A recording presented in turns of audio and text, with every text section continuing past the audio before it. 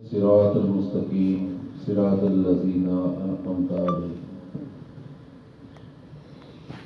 ਸਾਡੇ ਵਿੱਚੋਂ ਹਰ ਸ਼ਖਸ ਨਫਲਾਂ ਦੇ ਵਿੱਚ, ਫਰਜ਼ਾਂ ਦੇ ਵਿੱਚ, ਸੁਨਤਾਂ ਦੇ ਵਿੱਚ ਜਿਹੜੀ ਨਮਾਜ਼ ਪੜ੍ਹਦਾ ਹੈ, ਹਰ ਨਮਾਜ਼ ਦੇ ਵਿੱਚ یہ دعا اپنے رب کو ضرور مانگتا ہے کہ اے اللہ تعالیٰ دکھا ہمیں سیدھا راستہ ان ہستیوں کا جن پر تو نے اپنا انعام اتارا۔ اب جب ہم قرآن پاک سے انعام یافتہ ہستیوں کے بارے میں پوچھتے ہیں کہ ہمیں بتائیں تو انعام یافتہ ہستیاں کون ہیں، تو اللہ تعالیٰ کی ذات فرماتی ہے انعم اللہ من النبیین والصدیقین والشہداء والصالحین۔ اللہ نے جن پر اپنا انعام اتارا، جن پر اللہ کا انعام ہوا ہے، وہ نبیوں کی جماعت میں سے ہیں، صدیقین کی جماعت میں سے ہیں، وہ شہداء کی جماعت میں سے ہیں، اور وہ صالحین کی جماعت میں سے ہیں۔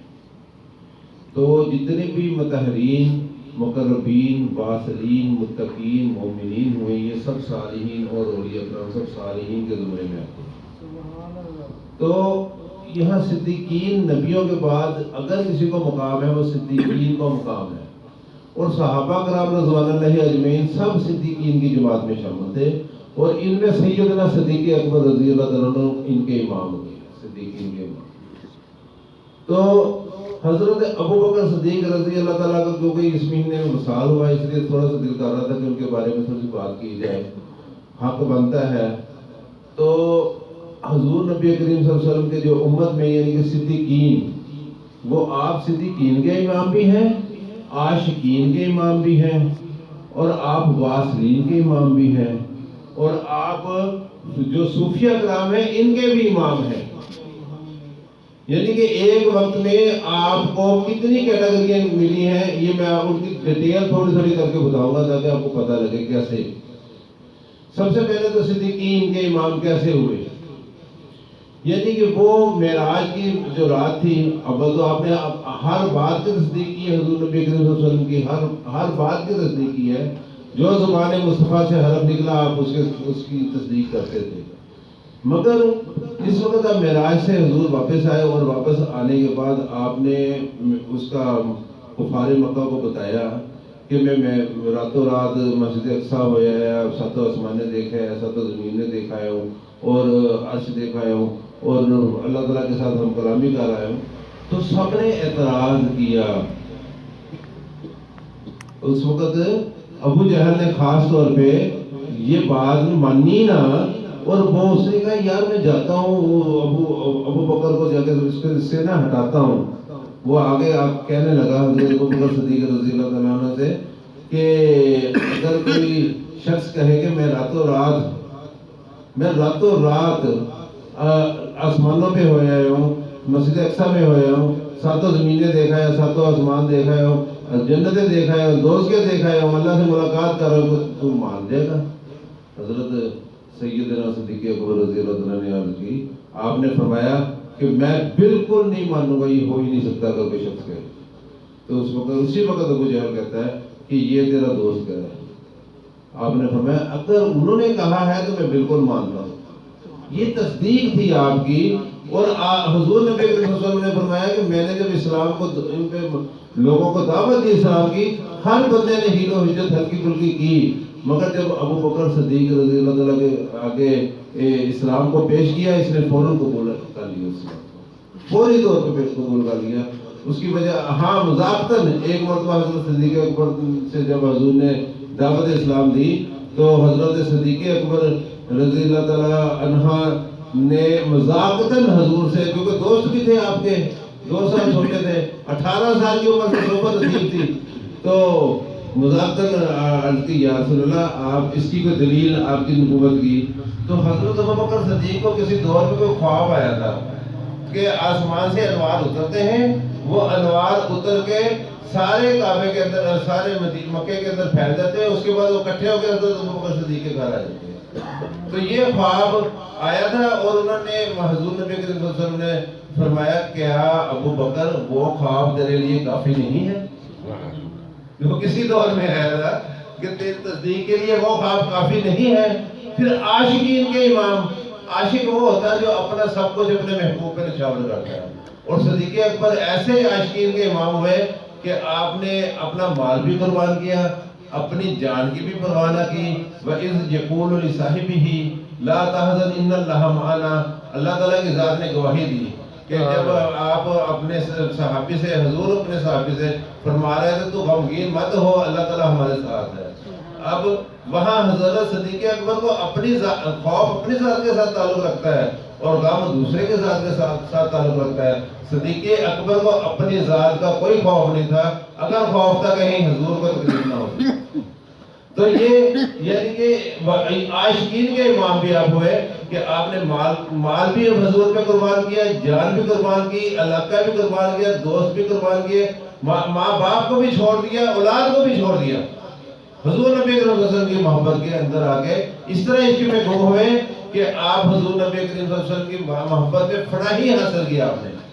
تو اللہ تو اسی طرح آپ جو واصلین صوفیہ کے امام جو ہیں, اولیاء کرام جو تصوف کے اہل تصوف کے جو امام ہیں وہ کیسے ہوئے, وہ اس طرح ہوئے کہ ایک مرتبہ حضور نبی صلی اللہ علیہ وسلم کی ذات گرامی نے ایک جنگ کے موقع کے اوپر آپ نے غنیمت مال منگوایا تو صحابہ کرام نے حضرت عمر فاروق رضی اللہ تعالیٰ عنہ اپنے گھر کا آدھا مال لے کے آئے.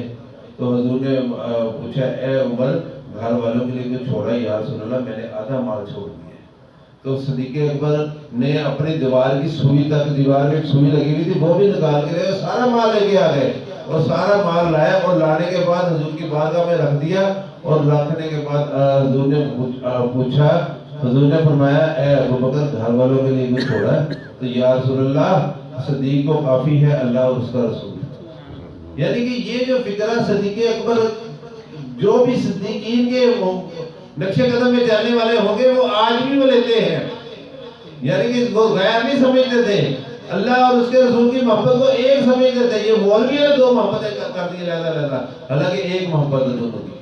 تو حضرت صدیق اکبر نے اس وقت کیسے صوفی کیسے بنے کہ حضرت صدیق اکبر نے ٹاٹ کا لباس پایا ہو اور کانٹوں کے بٹن لگائے ہوں.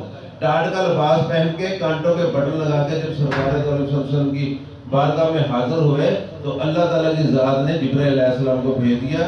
انہوں نے بھی وہی لباس پہنا ہو, وہی کانٹوں کے بٹن لگائے ہو اور جتنے فرشتوں کی جماعت کے ساتھ جبرائیل علیہ السلام آئے تھے اور انہوں نے بھی وہی لباس پہنا ہو. تو اللہ تعالیٰ کی ذات حضور نبی کریم صلی اللہ علیہ وسلم کو حضرت جبرائیل علیہ السلام نے عرض کی یا رسول اللہ, اللہ تعالیٰ آپ کو بھی سلام کہتا ہے اور آپ کے صدیق کو بھی سلام کہتا ہے, تو ابو بکر کو بھی سلام کہتا ہے. تو اللہ تعالیٰ کی ذات کو آپ کے یہ غلام کی یہ ادا اتنی اچھی لگی, آج اللہ تعالیٰ کی ذات نے آسمان کے سارے فرشتوں کو حکم دیا تم نے یہی لباس پہنا.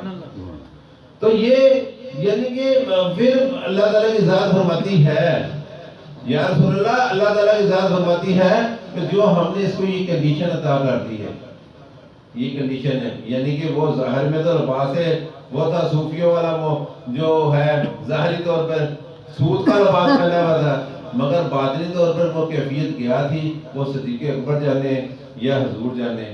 وہ یہ جو میں نے ان کو یہ عطا کر دیا ہے, آپ ان سے پوچھیں یہ اس میں راضی بھی ہے کہ نہیں, کہ خود ہی کو کر بلند اتنا کہ ہر تقدیر سے پہلے خدا بندے سے خود پوچھے بتا تیری رضا کیا ہے. یہ صدیق اکبر رضی اللہ تعالیٰ عنہ کے بارے میں حضور اللہ تعالیٰ کی ذات نے خود پوچھا حضور اپنے نبی سے. یہاں پتہ لگا کہ حضرت صدیق اکبر جو صوفیہ کے بھی امام ہوئے اور حضرت صدیق اکبر واصلین کے امام بھی ہیں, کہ جس وقت آپ کا وصال ہونے لگا اس وقت آپ نے حضرت علی رضی اللہ عنہ سے دن کا پوچھا آج کون سا دن ہے, ان کا سوموار کا دن ہے. آپ نے فرمایا کہ میری میت کو اسی طرح غسل دینا جس طرح حضور نبی کریم صلی اللہ علیہ وسلم کو دیا, اور حضور کی یعنی کہ مدینہ شریف کی گلیوں میں پھرانا جس طرح حضور کو پھرایا.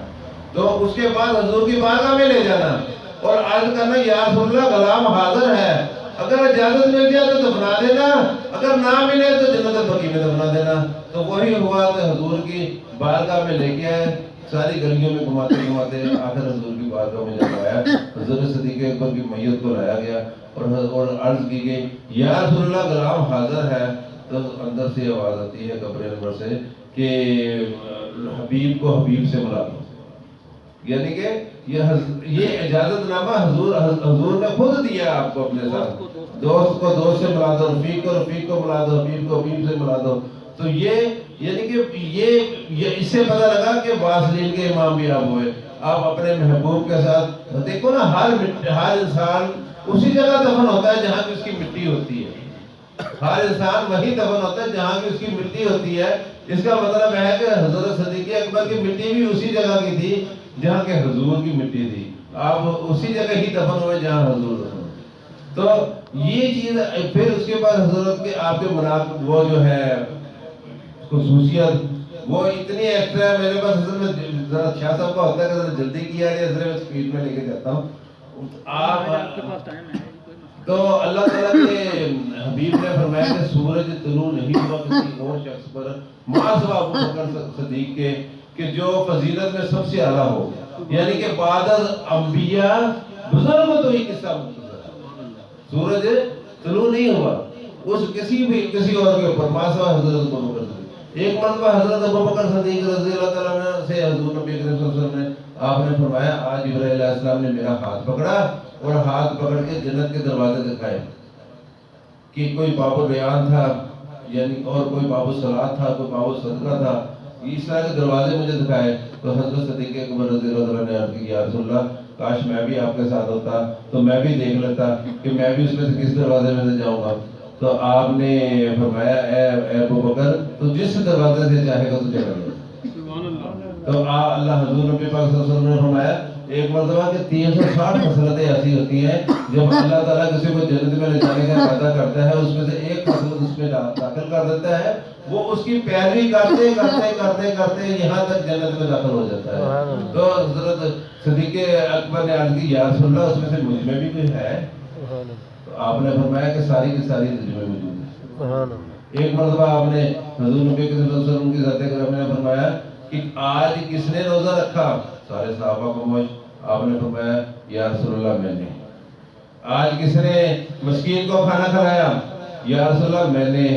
آج کس نے بیمار کی عیادت کی؟ یا رسول اللہ میں نے.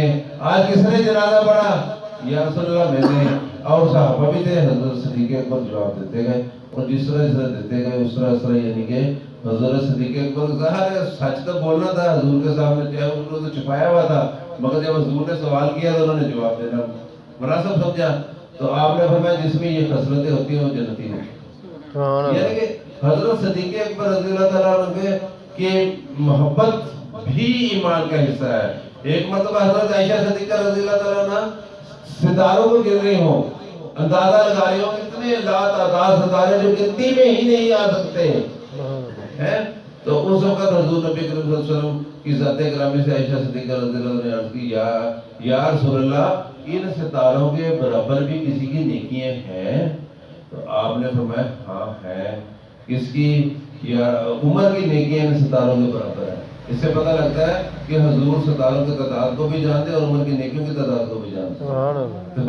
تو اس وقت آپ کے دل میں ہلکا سا آیا یا کہ میرے والد کے بارے میں سرکار نے کچھ نہیں کہا، حضرت عمر فاروق کی تعریف کر دی. ساتھ ہی سوال کہ یا رسول اللہ میرے والد کی نیکیاں کتنی ہیں؟ آپ نے فرمایا اے عائشہ ابو بکر کی ایک نیکی عمر کی ساری نیکیوں عمر زندگی کی نیکیوں کے اوپر غالب ہے. وہ حضرت عمر فاروق بھی اکثر حضرت صدیق اکبر رضی اللہ تعالیٰ سے یہ عرض کیا کرتے تھے کہ آپ ایک نیکی مجھے اپنی دے دیں اور ساری نیکیاں لے لیں. اور حضرت یہ مجدد الثانی رحمۃ اللہ علیہ نے یہ فرمایا کہ جو صدیق اکبر کی ایک نیکی ہے وہ کوئی بھی ایک نیکی صرف غار والی مخصوص نہیں ہے، کوئی بھی ایک نیکی حضرت عمر فاروق کی ساری نیکیوں کے اوپر غالب ہے. اس کی وجوہات بھی بتا دوں تاکہ سمجھ میں آ جائے، لوگ اعتراض نہ کریں. اس کی وجوہات یہ ہے کہ حضرت ابو بکر صدیق رضی اللہ تعالیٰ عنہ جب قرآن پاک کی تلاوت کیا کرتے تھے اتنی آہستہ آواز سے ذکر اذکار یہ قرآن پاک کی تلاوت کرتے تھے ہمسائے کو بھی پتہ نہیں لگتا. اور حضرت عمر فاروق جب کرتے تھے وہ اونچی آواز سے کرتے تھے. حضرت عمر فاروق سے پوچھا گیا تم اونچی آواز سے کیوں کرتے ہو؟ تو آپ نے فرمایا میں نفس کو ڈراتا ہوں شیطان کو بھگاتا ہوں. نفس کو ڈراتا ہوں اور شیطان کو بھگاتا ہوں، یعنی کہ جہاں تک ذکر کی آواز جاتی ہے وہاں سے شیطان بھاگتا ہے اور نفس سہمتا ہے اونچی آواز سے ذکر کرنے میں. تو صدیق اکبر سے پوچھا گیا کہ آپ اتنی ایسا آواز کیوں کرتے ہیں؟ تو آپ نے فرمایا جس کا میں نے ذکر کرنا وہ تو میرے ساتھ ہے۔ اس سے کیا پتہ لگا؟ آپ عالم مقام مشاہدہ میں تھے اور حضرت صدیق اکبر مقام مجاہدہ میں تھے، اور مقام مشاہدہ منزل کا نام ہے، اور مقام مجاہدہ منزل کی جستجو کا نام ہے۔ منزل پہ پہنچنے والے کی نیکیاں منزل میں جستجو کرنے والے کی نیکیوں سے کئی گنا کیا ہوتی ہیں۔ اس لیے وہ آپ کی جو نیکی ہے ہر حال سے وہ اگلے مقام پہ تھی۔ اللہ پاک کی ذات جہاں حضور نبی صلی اللہ علیہ وسلم کی محبت ہے، اہل بیت کی محبت ہے، ہم پہ ضروری ہے، وہاں صحابہ کا ادب و احترام بھی ہم پہ بہت ضروری ہے، اور صدیقین کے نقشے قدم ہی سیدھے راستہ ہے۔ سیدھے راستہ پہ ہم مانگتے ہیں، اور سیدھا راستہ یعنی کہ حضرت صدیق اکبر سیدھے راستے پہ ہے، کیونکہ نبیوں کے بعد قرآن سے ہمیں حوالہ ملتا ہے کہ نبی کے بعد اگر کسی کا ذکر ہے وہ صدیقین کا ہے، صدیق اکبر نبیوں کے امام ہیں۔ اور اسی طرح حضور نے اپنی زندگی میں اگر امامت کروائی ہے حکم دے کے کہ اے عائشہ ابو بکر سے کہو کہ وہ امامت کروائے، حکم دے کے کروائی ہے تو حضرت سیدنا صدیق اکبر سے کروائی ہے۔ اللہ پاک کی ذات ہمیں مقام صدیقیت کو سمجھنے کی توفیق عطا فرمائے۔ وما علینا الا البلاغ۔